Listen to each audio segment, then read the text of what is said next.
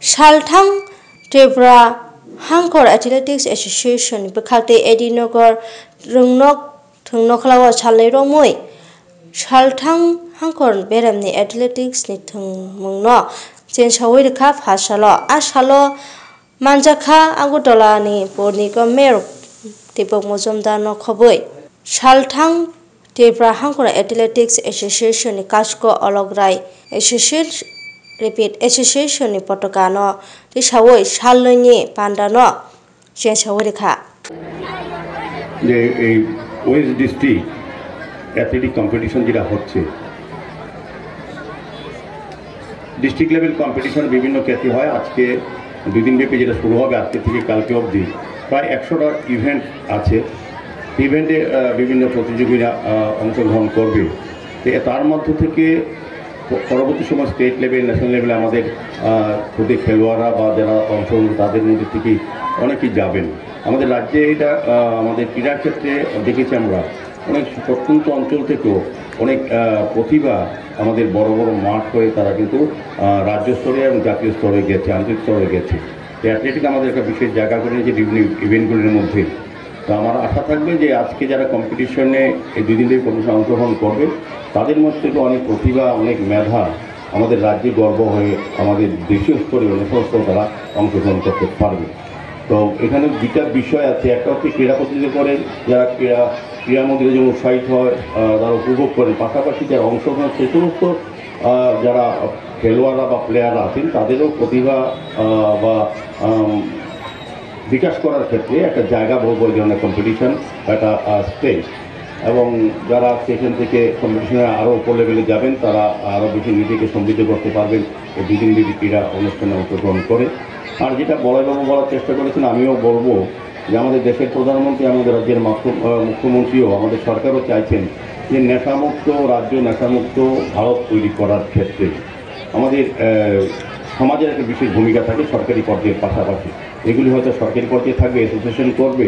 মূলত উদ্দেশ্য হচ্ছে আমাদের যারা বর্তমান এবং আগামী দিনে যারা রাষ্ট্র পরিচালনায় অংশগ্রহণ করবেন, যাদের হাতে রাষ্ট্রের দায়িত্ব থাকবে বা সমাজ সংগঠনকে সুন্দর রাখার চেষ্টা করবেন বা কাজ করবেন, সেই যুব সমাজকে সুস্থ এবং সুন্দর ভালো মানুষের তৈরি করার জন্য ক্রীড়া একটা বিশেষ জায়গা। ক্রীড়া সংস্কৃতি আমরা জানি, সেই কারণে আমাদের যশস্বী প্রধানমন্ত্রী খেলো ইন্ডিয়া, আমাদের রাজ্যের মাননীয় মুখ্যমন্ত্রী ডক্টর মানিক সরকার খেলো ত্রিপুরা সহ আমাদের যুব ক্রীড়া বিষয়ক দপ্তরও বিভিন্ন পর্যায়ে বিভিন্ন জায়গায় এই ধরনের ক্রীড়া বা প্রোগ্রাম বা কর্মসূচি নেওয়া হচ্ছে। উদ্দেশ্যটা হচ্ছে আমাদের যুব সম্প্রদায়কে নেশার থেকে দূরে রেখে ক্রীড়ার মাধ্যমে নিযুক্ত করা, যেমন শারীরিকভাবে মানসিকভাবে তারা যেমন উদ্ভূত হবে এবং সেক্ষেত্রে নেশার থেকেও দূরে থাকবে।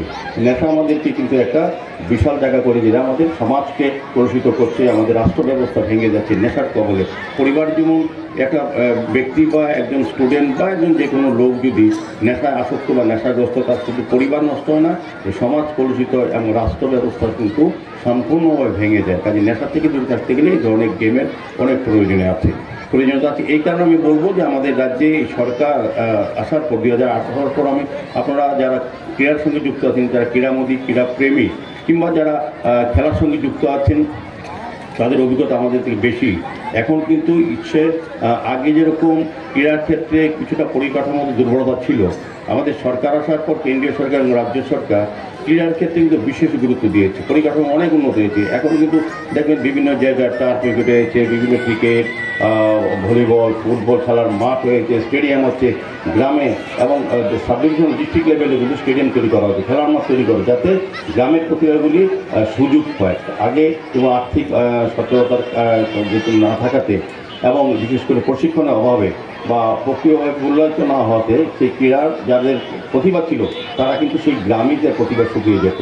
এখন কিন্তু আমাদের সরকার এসে সমস্ত গ্রামাঞ্চল থেকে যার যে ইভেন্টে প্রতিভা আছে তাদেরকে বিকশিত করার, তাদেরকে আরও সুযোগ দেওয়ার কিন্তু আমাদের সরকারের বিভিন্ন কর্মসূচির মাধ্যমে এগুলি করা হচ্ছে। যেটা আজকেও বলবো যারা এখানে খুদে প্লেয়ারও আছে বা যারা অংশগ্রহণ তারাও কিন্তু আগামী দিন রাজ্য ভিত্তিক ন্যাশনাল ভিত্তিক স্টেট লেভেল থেকে তারা খেলতে সুযোগ পাবে, এটাই বলবো। এবং পরিশেষে আমি বলবো যে ওয়েস্ট ডিস্ট্রিক্ট যে আজকের অ্যাথলেটিক কম্পিটিশনে আয়োজন করেছেন, এটা সফলতা আসবে এবং যারা অ্যাসোসিয়েশন, বিশেষ করে ওয়েস্ট ডিস্ট্রিক্ট অ্যাথলেটিক অ্যাসোসিয়েশন বিশেষ উদ্যোগ, এবং আমি অলক বাবুকে ধন্যবাদ জানাই। আমি এই মাঠে এবং সকলকে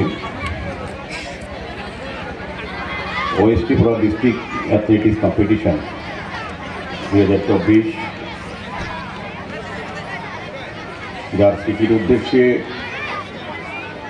বা যাকে সম্মান জানানোর জন্য, শ্রদ্ধাঞ্জলি প্রদর্শন করার জন্য স্বর্গীয় প্রদীপ কুমার দের স্মৃতি যে কম্পিটিশন, আমি প্রথমেই বলবো যারা উদ্যোগ গ্রহণ করেছেন, বিশেষ করে West Tripura district athletic association এবং অলকবাবু 19 নম্বর ওয়ার্ড, স্বর্গীয় প্রদীপ কুমার দের স্মৃতির উদ্দেশ্যে এখানে আমার সহধর্মী খুব সুন্দরভাবে আলোচনা রেখেছেন, বা আমাদের যিনি ভাইস প্রিন্সিপাল এডিনগর ইংলিশ মিডিয়ামে, উনিও বলেছেন যে এটা একটা নতুন চিন্তা ভাবনা, যে যিনি আমাদের মধ্যে নেই কিন্তু ওনাকে স্মরণ করা, ওনাকে মনে রাখার জন্য এই ধরনের প্রোগ্রাম সত্যি ধন্যবাদ জানানোর বিষয়।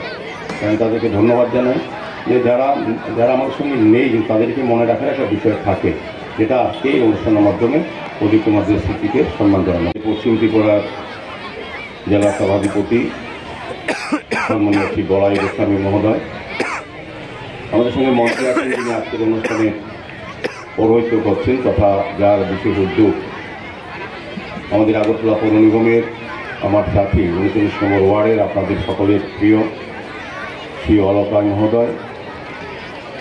মঞ্চে আছেন রাজ্যের প্রখ্যাত চিকিৎসক ডক্টর প্রদীপ সরকার মহোদয় সহ